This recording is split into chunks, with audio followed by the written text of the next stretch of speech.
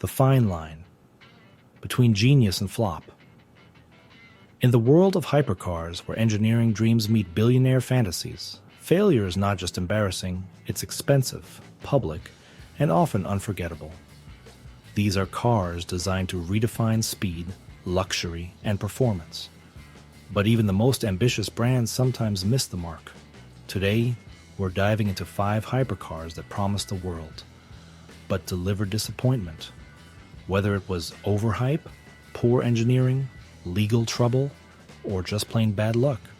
These are the machines that crashed and burned, not always literally, but certainly in reputation. Let's peel back the carbon fiber and uncover the stories behind 5 hypercars that failed miserably and why. But before we dive in, make sure to smash that like button and subscribe to the channel so you never miss out on our upcoming videos. Now, let's get started. Number 5. Jaguar XJ220 AV12, dream that lost its voice. When Jaguar announced the XJ220 in 1988, it was the stuff of dreams. A gorgeous design, a top speed of over 200 miles per hour, and originally a V12 engine with all-wheel drive. The concept was an instant sensation. Celebrities, collectors, and the ultra-wealthy lined up with deposits. But by the time the production model rolled out in 1992, it was a very different beast. The V12 was gone, replaced by a twin-turbocharged V6. All-wheel drive, scrapped for rear-wheel drive. Buyers felt betrayed. And then came the lawsuit. Several customers sued Jaguar for delivering something different from what was promised. Add a $650,000 price tag and a global recession into the mix, and sales collapsed. Jaguar planned to build 350 units. They barely sold 275. Many sat in warehouses, unsold for years. Ironically, the XJ220 was fast at one point. It was the fastest production car in the world. But that didn't matter. Expectations weren't just missed, they were shattered. And the result? A car remembered more for broken promises than for performance. Number 4. Vector M12, the American supercar that should have stayed a concept. The Vector M12 is a lesson in how not to build a hypercar. Born from the ashes of the once promising Vector W8, the M12 was the result of corporate chaos, financial disaster, and wildly misplaced ambition.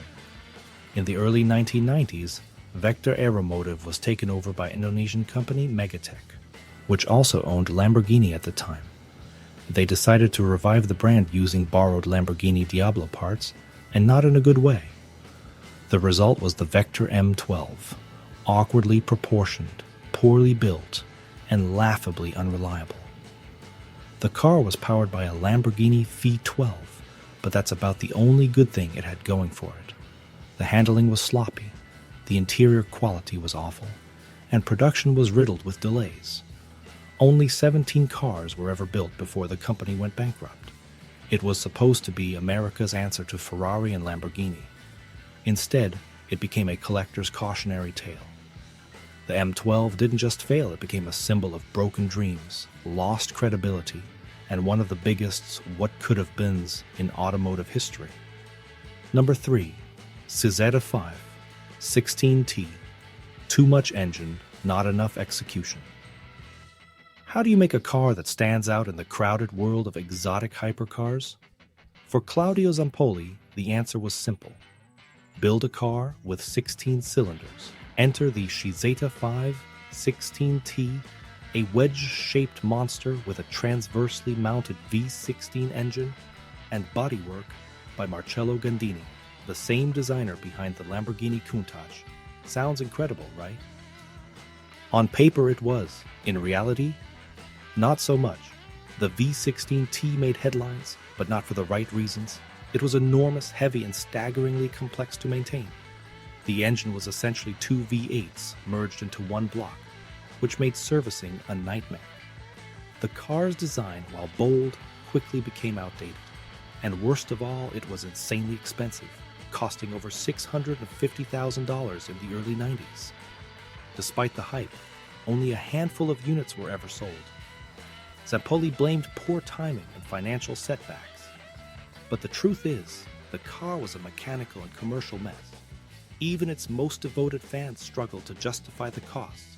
The CZ 5 16T remains a rare relic of wild ambition, proof that a big engine alone doesn't guarantee success. Number 2. Devil 16, the hypercar that's still not real. The Devil 16 broke the internet when it was first revealed in 2013. A futuristic body, jet fighter looks, and a mind-bending claim, 5,000 horsepower and a top speed of over 300 miles per hour. It sounded like science fiction. And honestly, it still does. Over a decade later, the Devil 16 remains little more than vaporware. Sure, a few prototypes have surfaced. There are dramatic engine tests, concept car appearances, and bold promises. But where's the actual car? Where are the independent tests? Where's the real-world performance? Even among enthusiasts, skepticism reigns. No one's denying that building a 5,000 horsepower quad-turbo V16 is ambitious. But ambition without execution is just fantasy.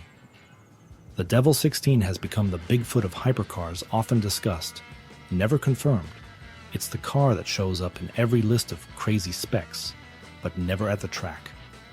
Until Devil delivers a verified production model with proven performance, the 16 remains one of the most publicized failures in hypercar history. A modern myth with no substance behind the smoke. Number 1. Gumpert Apollo, fast, furious, and forgotten. The Gumpert Apollo was built to be a pure driver's car. It looked like an alien spacecraft and performed like a monster. Powered by a twin-turbo Audi V8 and built with track dominance in mind, the Apollo could outrun just about anything on the road. So how did it fail? Simple. Zero mass appeal. The Gumpert Apollo was so focused on performance that it forgot about everything else. Comfort? None. Daily drivability? Forget it. Interior design? Spartan at best. The car was difficult to get in and out of, had minimal visibility, and felt more like a race car than a road car, which was kind of the point, but also its downfall. It alienated casual buyers and intimidated even serious enthusiasts. Despite achieving incredible Nürburgring lap times, the brand struggled financially. Gumpert filed for bankruptcy in 2013. The company was eventually rebranded as Apollo Automobili, which has seen more success with the futuristic Apollo IE, but the original Apollo remains a lesson in overspecialization. In trying to build the ultimate machine, Gumpert built a car few people wanted to live with. Why these hypercars failed. Across all 5 stories, a few common themes emerge no matter how wild or wonderful the car looked on paper. Number 1. Overpromising and underdelivering. Buyers expect performance, but also consistency, quality, and credibility. When expectations aren't met, especially after bold claims, reputations crumble fast. Number 2. Poor timing. Many of these cars were launched during economic downturns or at moments when the market just wasn't ready. Even the best design can't save a car from bad timing. Number 3. Terrible execution. From reliability issues to poor design decisions, most of these failures weren't caused by lack of vision, but by failure and follow-through. Number 4. Too niche for their own good. Hypercars need to excite, but they also need to sell. When a car becomes too extreme or specialized, it becomes harder to find real buyers. The fine line between icon and infamy. What separates legends like the Bugatti Veyron, or McLaren F1 from flops like the Vector M12, or CZ 5 16T. It's not just performance, it's trust. The greats deliver on their promises. They evolve, adapt, and stand the test of time. Meanwhile, these 5 hypercars serve as cautionary tales, reminders that in the high-stakes world of elite performance machines, failure is never far away. They had the looks, they had the dreams, but something went wrong along the way. And as brutal as it is, the world of hypercars has no mercy for failure, only lessons for the next bold builder brave enough to dream big. Hypercars aren't just cars, they're statements. They represent the peak of what's possible in design, engineering, and performance. But when ambition outpaces reality, the crash is hard, loud, and sometimes unforgettable. These 5 failed. Not because the dream was too big, but because the delivery fell short. Yet even in failure, they remain fascinating. They remind us that pushing the limits comes with risk, and sometimes that risk turns into regret. If you enjoyed exploring the wild world of hypercar failures, hit that like button and subscribe for more brutally honest takes on cars that thrill and sometimes disappoint. Got another flop you think should have made the list? Drop it in the comments. We're just getting started. Because in the world of super speed and super spending, not every car crosses the finish line.